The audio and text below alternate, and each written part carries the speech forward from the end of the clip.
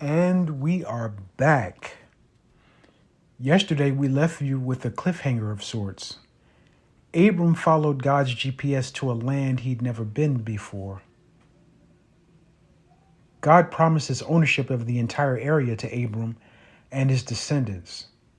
Turns out it was the land of Canaan, and it was occupied by several unique but closely related ethnic groups. And as if that weren't challenging enough, he and his wife landed there just as a famine has turned the region into a wasteland. Time for Plan B. Rumor had it that there was food available in Egypt, so they quickly made tracks to Africa. We pick up the story today with Abram and Sarai arriving in Egypt. After they crossed the border, they encountered an Egyptian government official who was the rough equivalent of a local sheriff or border patrol captain. He greets Abram, saying, "Hello, foreigner. What brings you to Egypt?" Abram explains, "There's a famine in Canaan, and we were told there is abundance here. We came so we wouldn't starve. We won't cause trouble. We'll keep to ourselves and follow your laws and customs."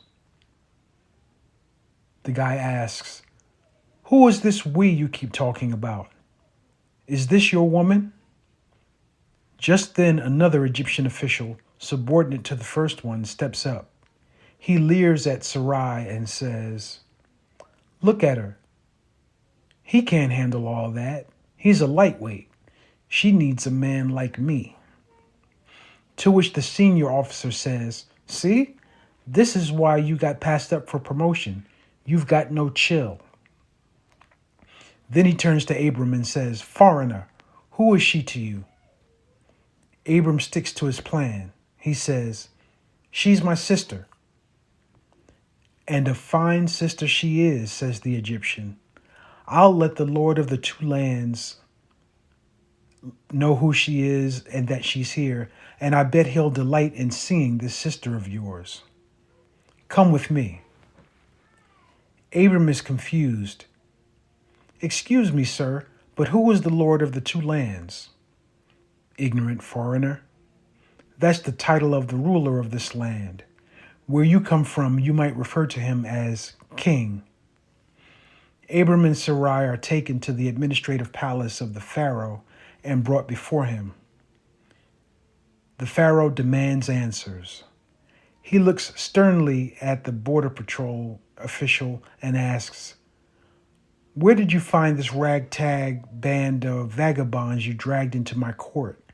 And why are they in my presence?" The official says, "Oh, my lord, my king, amid the rabble I found a jewel of rare radiance and beauty. I came to present that jewel to you." "Well, let's see it then." It is actually a she, finer than the silt the Nile deposits onto the floodplains. This foreigner says she is his sister.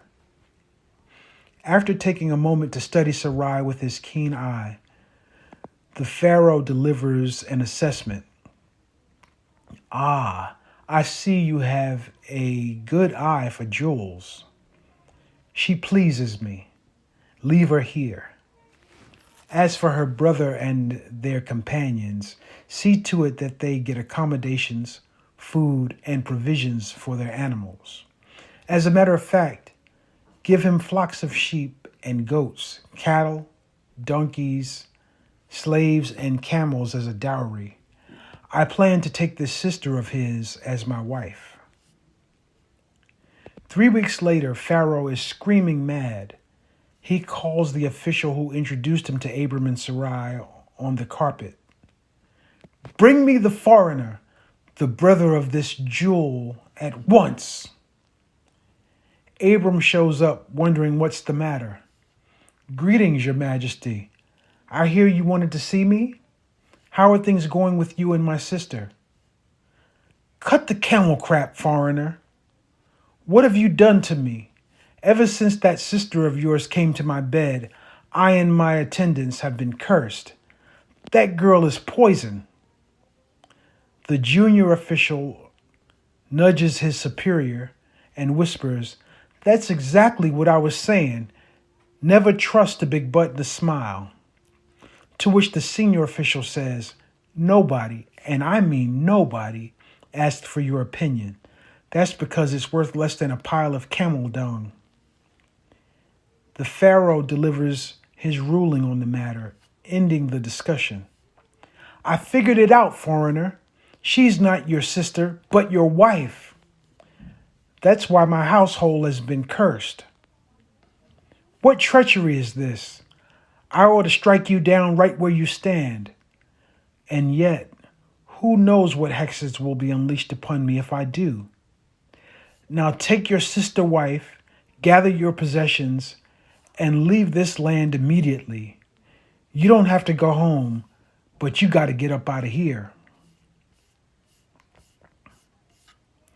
And that is the story of that part of the story of Abraham.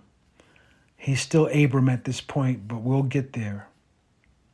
Thank you for joining us, and we'll pick up on this story next week.